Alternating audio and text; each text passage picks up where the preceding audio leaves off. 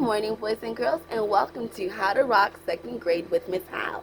And today we're doing phonics pages 281 and 282. If you're following along in a Becca, that is lesson 141.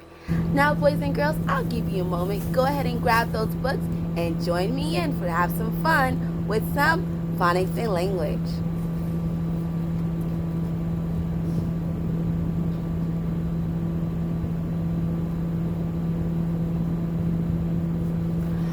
Welcome back, boys and girls. Today we are learning something new, something exciting. We are learning something called adverbs. Yes, an adverb is exciting because an adverb describes a verb. And do you remember, boys and girls, what a verb is? That's right. A verb describes, you're right, an action. And an adverb describes a verb. So we're describing these wonderful, amazing actions that we do all day long.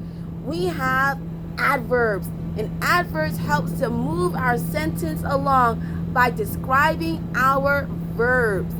So let's look at some words that describes a verb. A light can be shining brightly. You can touch a dog gently. You can whisper quietly. You can smile happily. You can run nimbly. So these are some exciting words. So come on, let's look at page 281.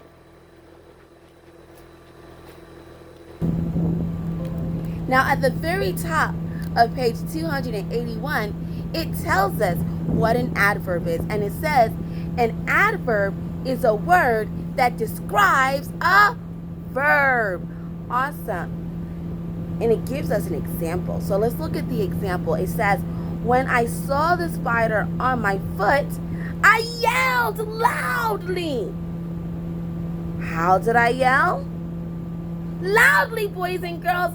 And loudly is our adverb. What was our verb?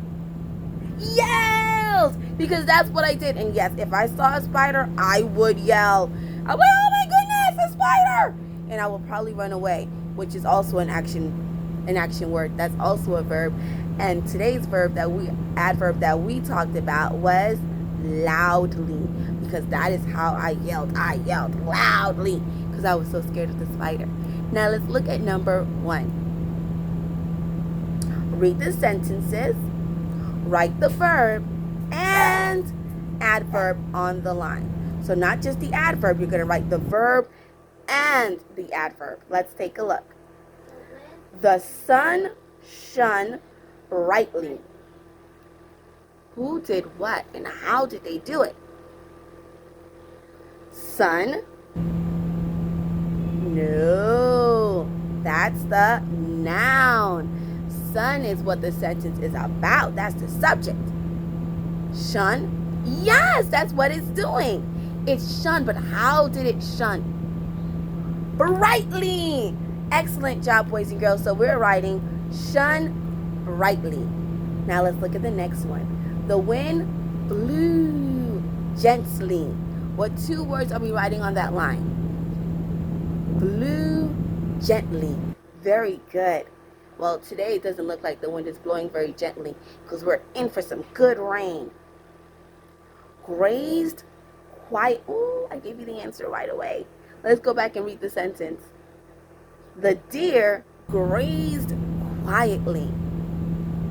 Yeah, you're right. You caught me the first time. Grazed quietly is what we are writing on the line.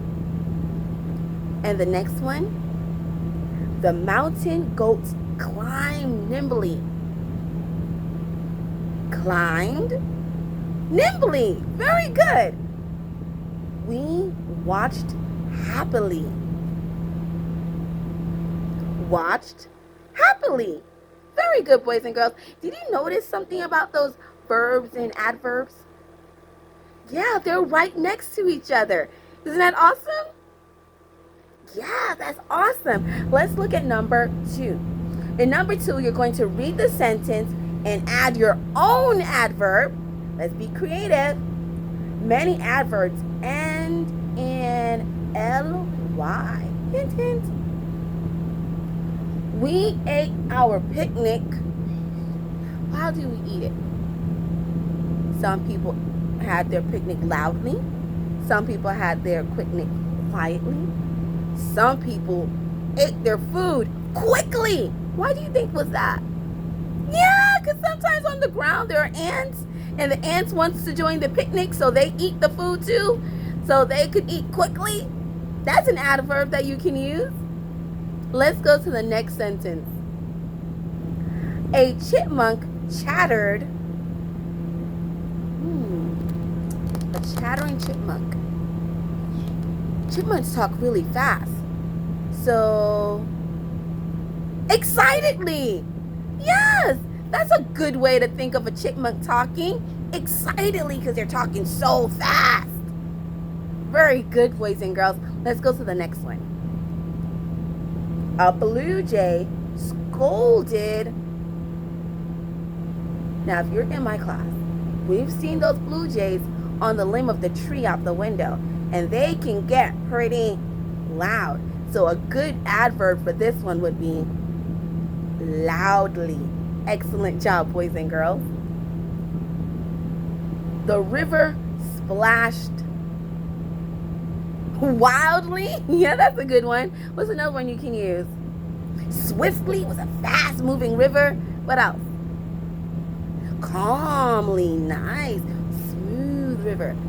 Those are all beautiful adverbs that you use in a sentence. Let's go on to number 3. How many ways can you speak? Those ways are adverbs. Write them on the lines below. You can speak politely. You can speak nicely. You can speak calmly. You can speak carefully. So those are some wonderful ways that we can speak. Because remember, when we're speaking, we're to govern our words with some grace. Awesome. Now, boys and girls, we are going on to the dictation sentence. So put on those thinking caps. Open your ears. Listen well. And don't write just as yet. Listen first, okay? Jack walked slowly down the stairs. Okay, now you can begin writing. Jack walked slowly down the stairs. Jack walked slowly down the stairs. And boys and girls, when you're finished with this sentence, go ahead and circle the adverb. Jack walked slowly down the stairs. And when you circle that adverb, underline the verb and put a star over the noun.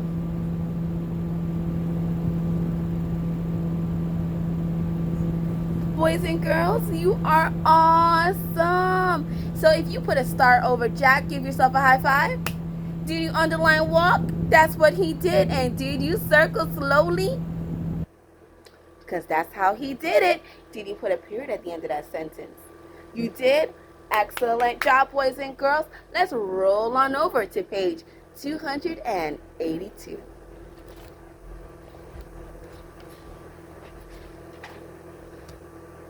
Are you ready? Woo, this is exciting. Write the words for each picture. Then write a word that rhymes. I love rhyming words. I guess that's because I like Dr. Seuss. Rhyming words are so much fun. Let's see. Fire, wire. Cherry, berry. Hair, chair. Bear, care. That was so much fun. Oh man, that was fun. Rhyming words are so much fun, especially when you're writing a poem. They're much fun to use. Let's go to number 2. Number 2, I'm going to read you the paragraph, but you're going to fill in the answers. So I'll be back after you fill in the answers. But first, Let's listen really well to this paragraph. In the spring, you might hike around Bear Lake in Rocky Mountain National Park. It is an easy hike that almost anyone can take. You will want to carry a water bottle and wear a jacket. Early in the morning, the air is cool and crisp. You will see reflections of the nearby mountains in the clear, still water of Bear Lake. The path is level and part of it is even paved like a sidewalk. Be careful as you walk because there may be some muddy places. If you walk quietly, you may see some deer or elk eating breakfast among the trees, or hear a merry blue jay singing his morning song. Now these are all some special sounds. Go ahead and fill them in.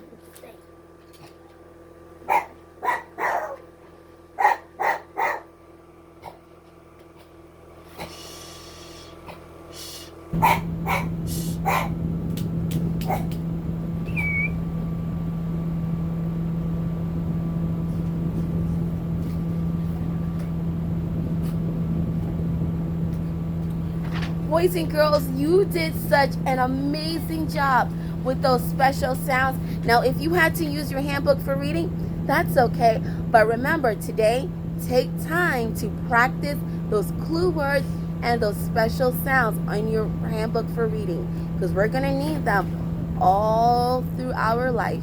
As long as we read, we're going to need those clue words and special sounds. Number 3. Number 3 tells us, cross out the words that are not, that's right, not a noun. A noun is a person, place, or thing, and sometimes an idea. Hive, is that a noun? No. Songs? Zebra?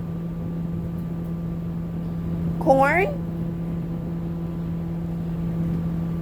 Bending. Bending is not a noun. That's something you do. Places. From. That's right. You cross that out. Feet. Give. Did you cross out give? Good job. How about out?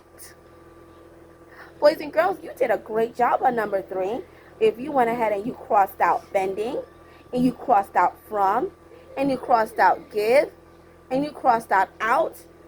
Whoa, you are rolling out of the park. You did so well, boys and girls. Give yourself a pat on the back and another pat. And guess what? That's that. We're all done. Have a blessed and wonderful day, and I'll see you soon. Bye.